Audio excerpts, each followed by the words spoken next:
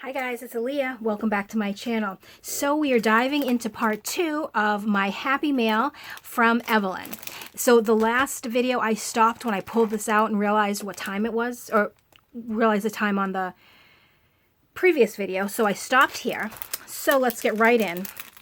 And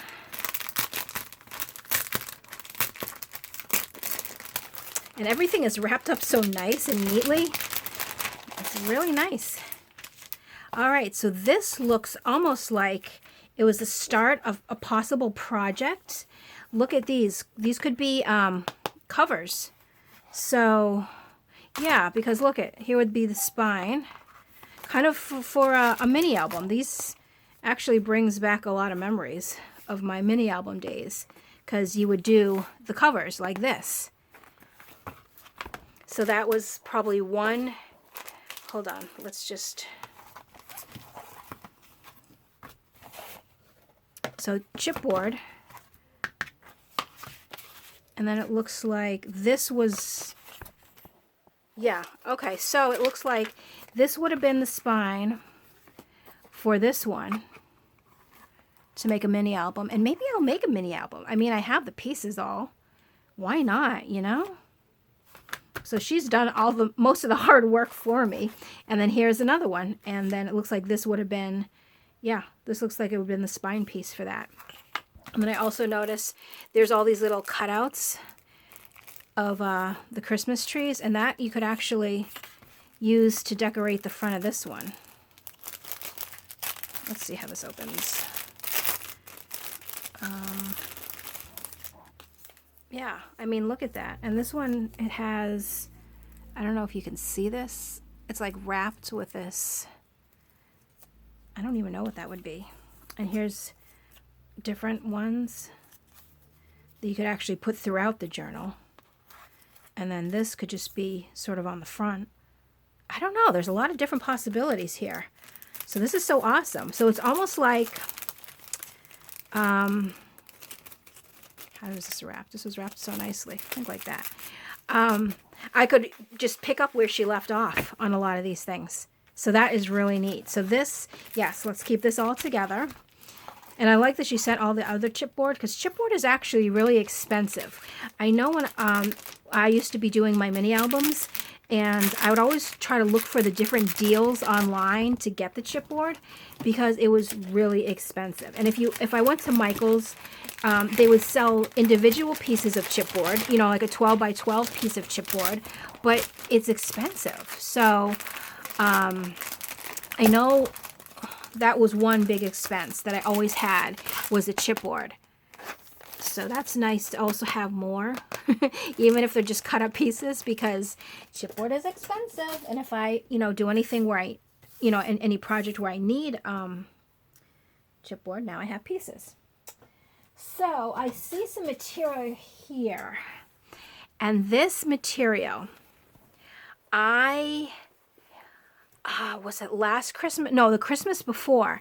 I was at Walmart and they had this. And, you know, I bought my usual, I usually do half a yard to make sometimes a yard to make just one or two out of it.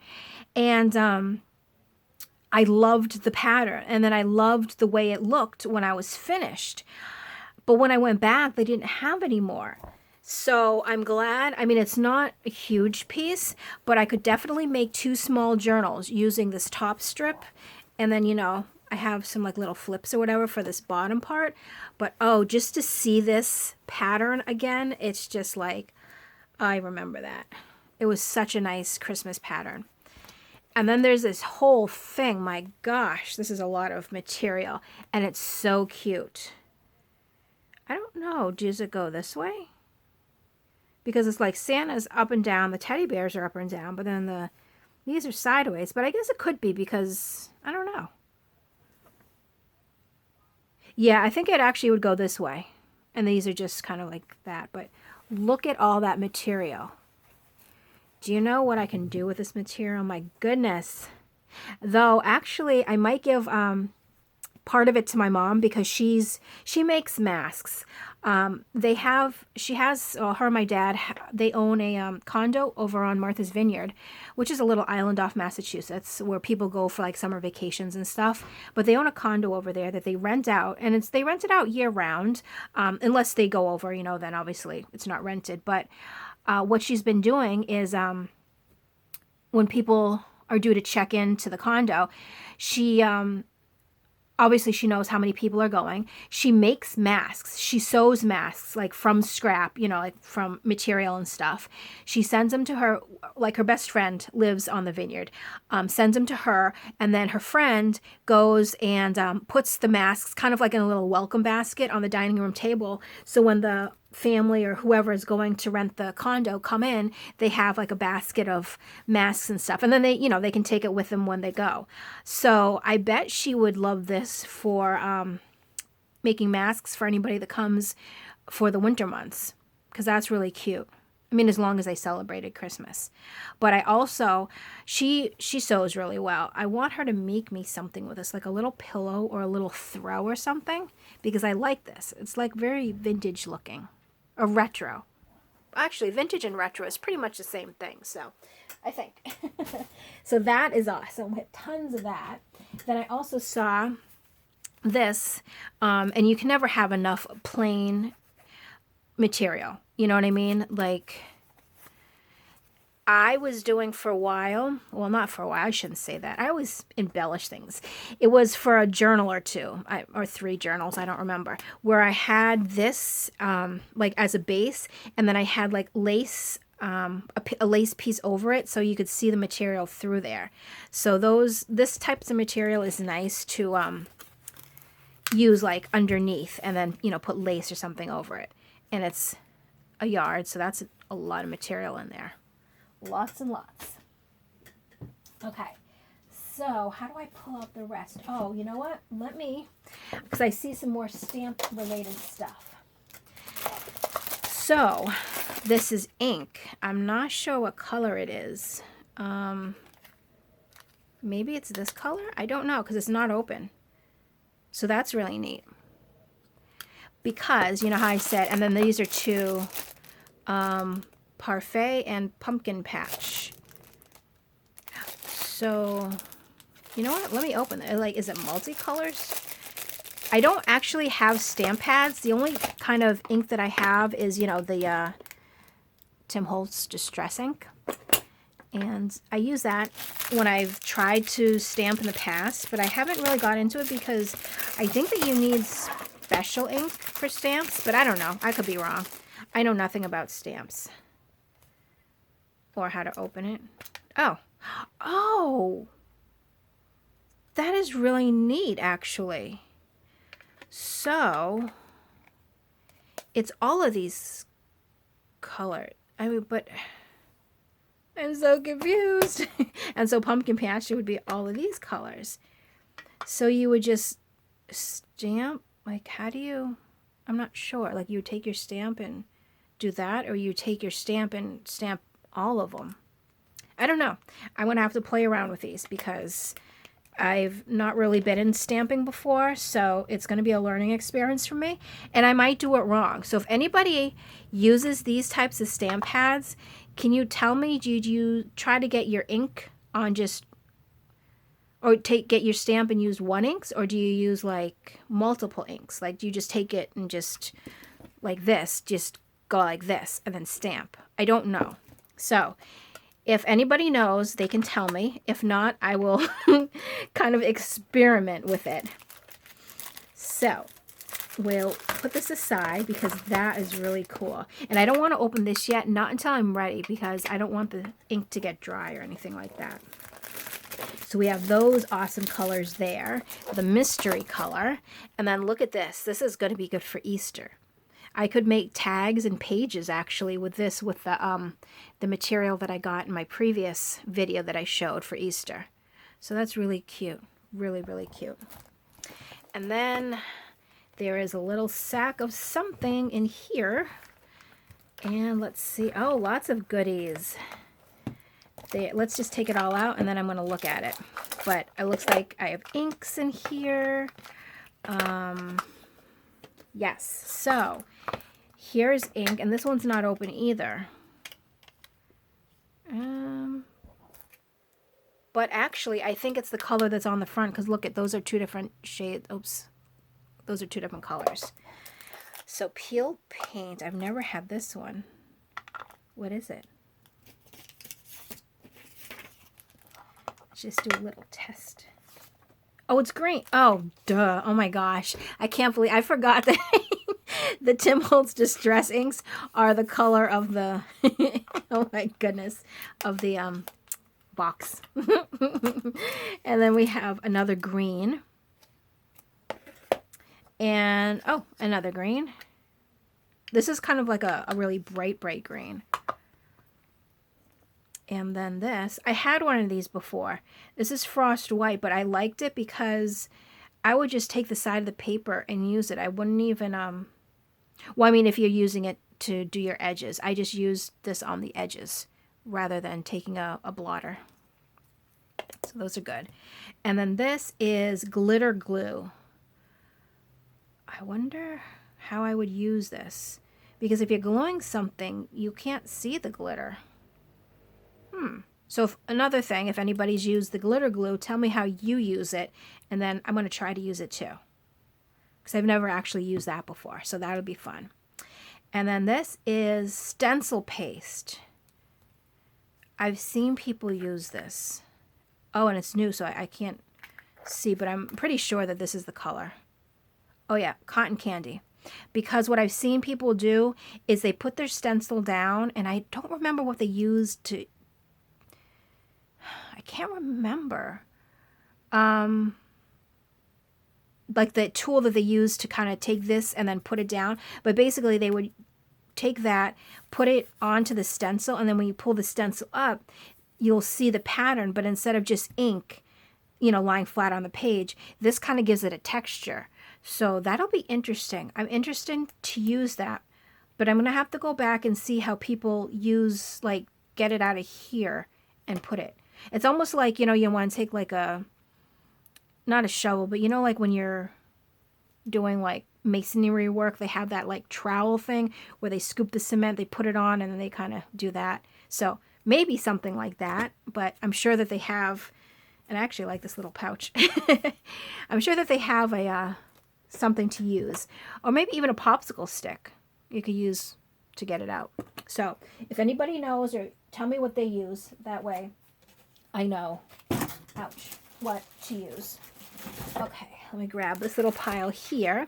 This, I actually have one of these, and mine's getting really gross. So these are, it's like to get the glue and stuff off. So I use this a lot. Well, I use the one I have a lot. And this looks like Tim Holtz fabric, because this looks like one of the pages out of his paper pads. That's really neat. Yeah. Yep. And actually, I would probably use this side and make a traveler size notebook, because I like this to be on the front. So that's, and then I can also use this as like the inside covers. So that is definitely an idea. So it'd be like this. So this would be the front, you know, and then you would open it, and then that could be the inside. So that will definitely be used. I've never had Tim Holtz fabric before, so thank you so much. And here we have some more stamps. Yeah, cling stamps. And then these are the pretty, really pretty designs that they have. Yep, I'm definitely going to have to get into stamping. All right, so this is, I see some more seed packets.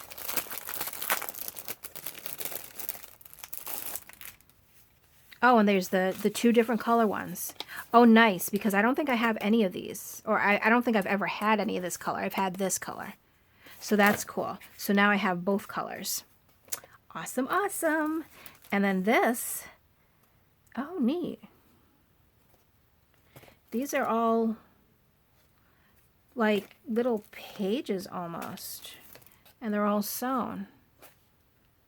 Really cool. I'm not sure if it would, what to do with them just yet, but let me think about it. This I would actually use as a tag in a book. these, I mean, I don't know. I think she probably meant them as pages of a book, possibly, but I'm not sure yet. And they're all finished. Look, all the sewing is done. Everything is finished, which is really nice. So I'll have to think of somewhere or somehow I can use those. So that is cool. And this is Cartabella Ephemera. And I hope the glare isn't too bad. But look at all the different ephemera. Hopefully, oh gosh. Can you see it? I love it. I love pre-made ephemera. It's really neat because I'll take this out and I have my little ephemera boxes. I'll put that right in. And that way I can, you know, pull from whatever I need. Oh, interesting. These are pockets. But, I mean, I don't have to use them in what they're supposed to be used in. I can use them in a junk journal, right? I don't see why not. Yeah, because how do you get... Yeah, so you could stick something inside here and sew the top. Oh, those are really neat. So there's... Okay, there's ones, this is a whole like compartment here. This one, I don't know if you can see it. Sorry about the glare. It has two different compartments. So there's a pocket here and then a pocket here. Oh my God, these are going to be so cool in journals. I want to actually keep these out because like I want to use them ASAP. Those are awesome. Really neat. Really, really neat. I feel like this is Christmas in February for me. Well, today is actually Valentine's Day, and I didn't say Happy Valentine's Day to anybody, so Happy Valentine's Day, guys. Well, hopefully you'll watch it today. If not, you know, still Happy Valentine's Day. But I can't get them back in. That's okay.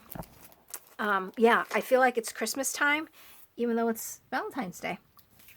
And adhesive labels, which I've started using, you know, like my stickers and stuff. And this is, again, perfect, you know, just to dress up a tag or a page or something. So those, awesome. Awesome, awesome. All right. Now, oh, what is this? Quilt. Oh my goodness. I don't know. These are like so cute. But it's funny. The other day I was thinking about this. I want to make another quilted cover. And when I cut out the squares, they're usually, are these 1 inch by 1 inch? Where's my little ruler? I don't have my little ruler. Sorry for the reaching. Oh, so these are 1.5 by 1.5. Oh, awesome. And there's so many different colors. Oh my gosh, look at that. And there's pattern. Oh, this is so exciting. Evelyn, thank you so much. Yeah, so these are basically like quilting squares that they're already pre-cut for you, and they're all the same size because when I cut out my squares, they're all busted, but once you sew them together, they like look nice. But I'm really bad at cutting, you know, even squares. But these, man, oh man, I cannot wait. Oh my gosh, it's like I want to make one right now. So you know what? Let me just keep this on my desk. Oh, that's awesome, awesome, awesome. All right, let's see what I have here. Oh, this is neat. You know what, too? You know how I've been finding all my pictures? I showed it a few videos back, like the Walk Down Memory Lane video, I think it was in. I should put some of the pictures in here because I wouldn't take this apart and make a journal out of it. I would actually use it for pictures. And it's vintage, really, because look at the way they're dressed. I wonder if there's a copyright or something. No, there's probably not, but no, this I'm going to use it as a photo album. That's really awesome. I got to see where I put my pictures. I put them over there somewhere. So that is really cool. However, I could sort of do like a little altered cover. That would be kind of neat. So that was perfect. And now look at, oh my gosh, more trim. Oh, these are like little doily pieces cut out.